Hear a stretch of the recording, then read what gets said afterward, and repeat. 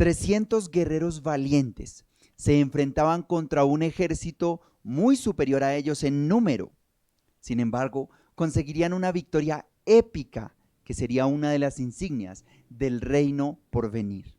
Pero espera, si estás pensando en el ejército de los 300 espartanos, pues te equivocas.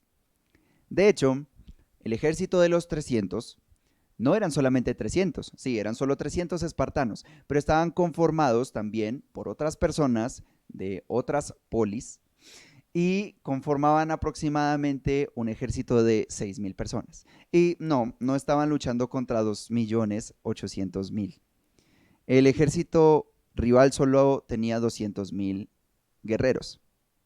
Y no, el rey Leonidas no consiguió la victoria esperada, sino que fue aplastado por el ejército rival. Hoy te voy a hablar de la verdadera historia de los 300.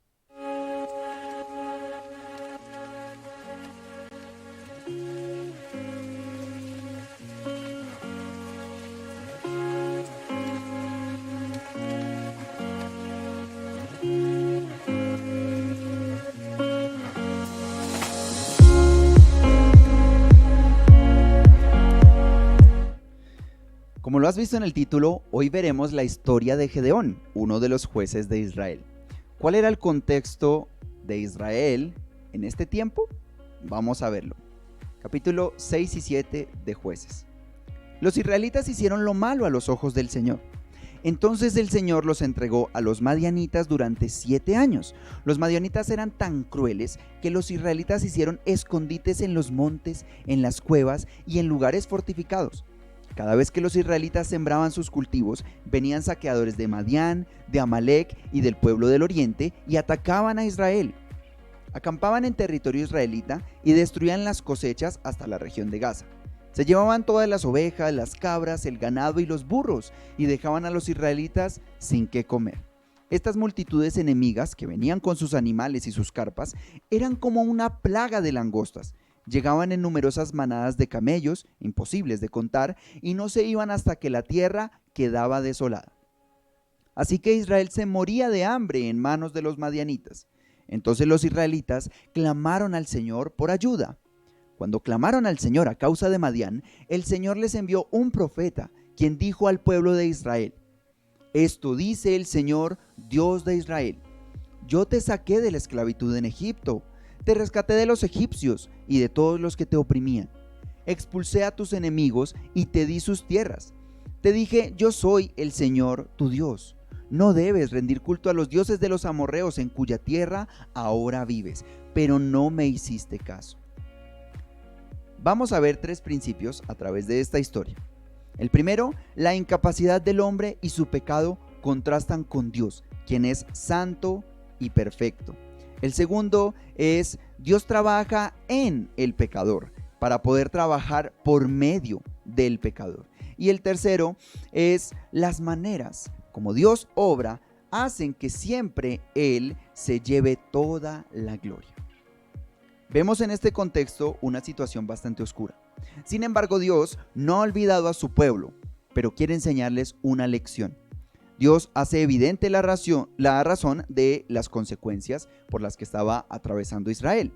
El primer paso para el arrepentimiento es reconocer la falta. En medio de todas estas dificultades que atravesaba el pueblo, aparece Dios. Y esto es lo que nosotros conocemos como una teofanía, la manifestación de la segunda persona de la Trinidad, Jesús, antes de su encarnación. Este Dios que se aparece ante el pueblo es ese Dios encarnado que no viene a condenar y a dar muerte, sino que viene para dar vida. Es ese verbo encarnado que podía contemplarse con los ojos y palparse con las manos en la persona del Señor Jesús. Es ese verbo de Dios que vino para que el creyente pueda estar para siempre con Él. Es ese Dios de gracia que se hace próximo al hombre y que además aproxima al hombre a Dios. Y es ese Dios que tiene un mensaje de paz. Este es el Dios que se apareció a Gedeón, el ángel del Señor. ¿Quién es Gedeón? Podemos sacar un perfil de Gedeón. Es un hombre humilde, del clan de Abiezer, un pequeño clan. Además es un hombre trabajador. Le vemos trillando trigo en un lagar. lugar poco común para hacerlo, pero estaba escondiendo la comida de los madianitas, como hemos visto. Además es una persona analítica y observadora, lo vemos en sus preguntas. El ángel del Señor dice de Gedeón que es un hombre valiente, y además vemos que está comprometido. Podemos ver en él un hombre prudente y también un hombre de oración. El primer contraste es entre la persona de Dios, grande, santo, poderoso, y los israelitas que se encontraban en una dificultad por culpa de sus propios pecados. Dios desea levantar un libertador para su pueblo y prueba primero a Gedeón, trabaja en él para luego poder obrar a través de él, por medio de él. Vemos una secuencia de pruebas por las cuales atraviesa Gedeón y son pruebas directamente hacia su fe, hacia la confianza en Dios. La primera de ellas es la ofrenda de la comida. En medio de la escasez, dio una ofrenda de comida al Señor. Él mismo es quien toma la iniciativa y le dice: espera, no te vayas, voy por una ofrenda de comida. Presenta esta ofrenda de comida delante del ángel del Señor. El ángel del Señor la toca con su bastón y desaparece delante de los ojos de Gedeón. La segunda prueba es la de derribar el altar a Baal y el poste a la diosa Acera que estaba en su propia casa. Su padre había levantado este altar y este poste. Dios le dice que derribe este altar, que corte el poste y que haga leña y que sacrifique en un sacrificio para Dios uno de los toros de su padre. Esto le podía costar la vida. Vemos que después el pueblo estaba furioso contra Gedeón, pero Dios protegió la vida de Gedeón. Además, esto es una evidencia de la decadencia de Israel. Vemos que era incluso peligroso adorar al verdadero Dios en Israel. ¿Cómo es acaso posible esto? Vemos una tercera prueba, y es que el Espíritu del Señor viene sobre Gedeón y éste se deja usar. Demuestra esa fe y esa confianza en Dios. Convoca a todo Israel para pelear la batalla contra Madián y se reúnen aproximadamente unos 32,000 israelitas para conformar el ejército. La cuarta prueba es que vemos una señal. Gedeón mismo pide una señal de parte de Dios para confirmar que Él está en su voluntad. Veamos Jueces capítulo 6 versículos 36 al 40. Después Gedeón le dijo a Dios: si de veras vas a usarme para rescatar a Israel como lo prometiste, demuéstramelo de la siguiente manera. Esta noche pondré una lana de oveja en el suelo del campo de trillar. Si por la mañana la lana está mojada con el rocío, pero el suelo está seco, entonces sabré que me ayudarás a rescatar a Israel como lo prometiste. Y eso fue exactamente lo que sucedió. Cuando Gedeón se levantó temprano a la mañana siguiente, exprimió la lana y sacó un tazón lleno de agua. Luego Gedeón le dijo a Dios: por favor no te enojes conmigo, pero deja que te haga otra petición. Permíteme usar la lana para una prueba más. Esta vez que la lana se quede seca, mientras que el suelo alrededor esté mojado con el rocío. Así que esa noche Dios hizo lo que Gedeón le pidió. A la mañana siguiente la lana estaba seca, pero el suelo estaba cubierto de rocío. Vemos entonces la fe de Gedeón. Él dice: yo no quiero ir a ningún lado, no quiero pelear la guerra si tú no vas conmigo. Además, la quinta prueba por la que pasó Gedeón es creer que Dios libraría al pueblo aún después de 2 filtros que hizo al ejército. Vamos a leer Jueces 7, capítulo 7, versículos 2 al 6. Entonces le dijo a Gedeón: tienes demasiados guerreros contigo. Si dejo que todos ustedes peleen contra los madianitas, los israelitas se jactarán ante mí de que se salvaron con su propia fuerza. Por lo tanto, dile al pueblo: a todo aquel que le falte valentía o que tenga miedo, que abandone este monte y se vaya a su casa. Esto es una orden que vemos en Deuteronomio. Así que 22,000 de ellos se fueron a su casa y quedaron solo 10,000 dispuestos a pelear. Vemos entonces que el Señor le dice algo más a Gedeón: todavía son demasiados, hazlos descender al manantial, y yo los pondré a prueba para determinar quién irá contigo y quién no. Cuando Gedeón bajó con sus guerreros hasta el agua, el Señor le dijo: divide a los hombres en 2 grupos. En un grupo pon a todos los que beban el agua en sus manos, lamiéndola como hacen los perros. En el otro grupo pon a todos los que se arrodillan para beber directamente del arroyo. Solo 300 de los hombres bebieron con las manos. Los demás se arrodillaron para beber con la boca en el arroyo. Estos 300 guerreros también demostraban una confianza en Dios, porque no se metieron ahí al agua a tomar y a satisfacer sus propias necesidades. Solo refrescaron un poco y siguieron adelante para la labor que Dios mismo les había encomendado. Solo quedaban 300. Además, la sexta prueba es que Dios le había dado a él la victoria a Gedeón. Dios mismo le había dado la victoria a Gedeón y ahora le da una prueba más. La vamos a ver en el capítulo 7, versículos 9 al 15. Dice: esa noche el Señor le dijo: levántate, desciende al campamento madianita, porque te he dado la victoria sobre ellos. Pero si tienes miedo de atacar, desciende al campamento con tu siervo, Fura. Escucha lo que dicen los madianitas y cobrarás mucho ánimo. Entonces estarás ansioso por atacar. Así que Gedeón, acompañado por Fura, descendió hasta el límite del campamento enemigo. Los ejércitos de Madián, de Amalec y del pueblo del oriente se habían establecido en el valle como un enjambre de langostas. Sus camellos eran como los granos de arena a la orilla del mar, imposibles de contar. Entonces Gedeón se acercó sigilosamente. Justo cuando un hombre le contaba un sueño a su compañero, pasa algo maravilloso. Un hombre le contaba un sueño a su compañero y le dice: tuve un sueño, decía el hombre, en el cual un pan de cebada venía rodando cuesta abajo hacia el campamento madianita. Entonces, cuando golpeaba una carpa, la volteaba y la aplastaba. Su compañero le respondió: tu sueño solo puede significar una cosa.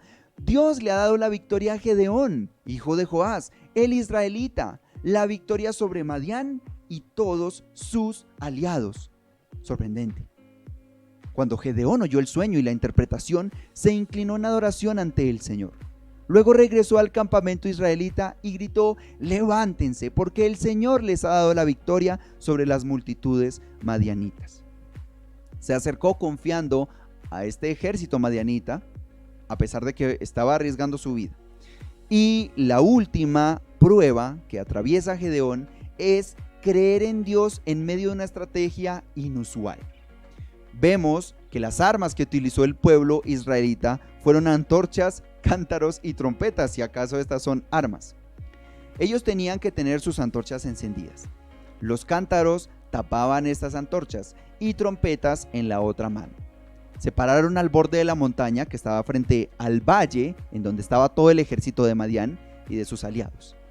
En un momento, todos a la vez quebraron los cántaros, revelaron la luz de las antorchas y tocaron las trompetas.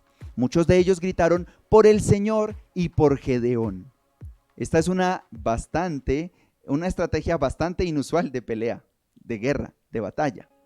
¿Qué fue lo que pasó entonces? Vamos a verlo en Jueces capítulo 7, versículos 21 y 22. Cada hombre permaneció en su puesto alrededor del campamento y observaron cómo los madianitas corrían de un lado a otro, llenos de pánico y gritando mientras se daban a la fuga. Cuando los 300 israelitas tocaron los cuernos de carnero, el Señor hizo que los guerreros del campamento pelearan entre sí con sus espadas. Los que quedaron con vida huyeron a lugares tan lejanos como Bet-Sita, cerca de Serera, y hasta la frontera de Abel-Mejola, cerca de Tabat. El obrar del Señor siempre trae toda la gloria para Dios mismo. Tremenda manera de obrar del Señor.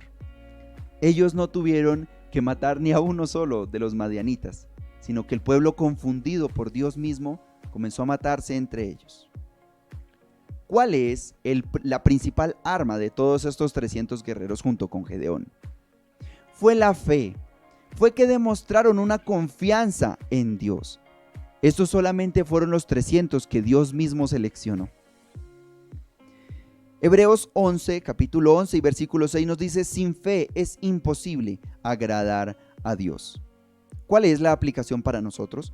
Podemos mostrar fe en cada aspecto pequeño de la vida, no solamente cuando hemos decidido creer en Dios para salvación. Ese es apenas el primer paso. Hoy día podemos mostrar fe, mostrar confianza en Dios a través de cada cosa que pasa en nuestras vidas, en cada ocasión difícil, en cada prueba, en cada alegría también. Tengo una pregunta para ti. ¿Qué oportunidad tienes hoy para demostrar fe? ¿Qué oportunidad tienes para demostrar que confías en Dios? Cuentan que un alpinista, desesperado por conquistar el Aconcagua, inició su ascenso. Después de años de preparación, pero queriendo solamente la gloria para él, subió sin compañeros. Empezó a subir y se le fue haciendo tarde y más tarde cada vez. Nervioso e inquieto por llegar a la cima cuanto antes, no se preparó para acampar, sino que decidió seguir subiendo. Mucho antes de haber llegado a lo más alto, el sol se ocultó y pocos minutos después se hizo completamente de noche. Ya no se podía ver absolutamente nada, todo era negro, no había luna y las estrellas estaban cubiertas por las nubes. Subiendo por un acantilado a solamente 100 metros de la cima, se resbaló y se desplomó por los aires. Caía a una velocidad vertiginosa. Solo podía ver veloces manchas más oscuras que pasaban en la propia oscuridad y la terrible sensación de ser succionado por la gravedad. Seguía cayendo y en esos momentos, en esos instantes, pasaron todos los momentos de su vida delante de sus ojos. Él pensaba que iba a morir. Sin embargo, de repente sintió un tirón muy fuerte que casi lo parte en dos. Sí. Como todo alpinista experimentado, había clavado estacas de seguridad con candados a una larguísima soga que lo amarraba de la cintura. En esos momentos de quietud, suspendido por los aires, no le quedó más que gritar: ¡ayúdame, Dios mío! De repente, una voz grave y profunda de los cielos le contestó: ¿qué quieres que haga? El alpinista respondió: ¡sálvame, Señor! La voz le dijo: ¿realmente crees que te puedo salvar? Y él le respondió: por supuesto, Señor. Finalmente, la voz le dijo: entonces, corta la cuerda que te sostiene. Hubo un momento de silencio. El hombre se aferró todavía más a la cuerda. No terminaba de creer. Cuenta el equipo de rescate la mañana siguiente que encontraron colgado al alpinista, muerto, congelado, agarrado con 2 manos a esa cuerda, y se encontraba tan solo a 1,5 metros del suelo. Con Dios nosotros estamos tan solo a 1,5 metros del suelo. ¿Confiaremos en Él el día de hoy? Señor, ayúdanos a serte más fieles. Queremos confiar cada vez más en nuestras vidas en ti. Cada oportunidad que tenemos en nuestra vida es una oportunidad para confiar en ti. Ayúdanos a serte más fieles. Amén.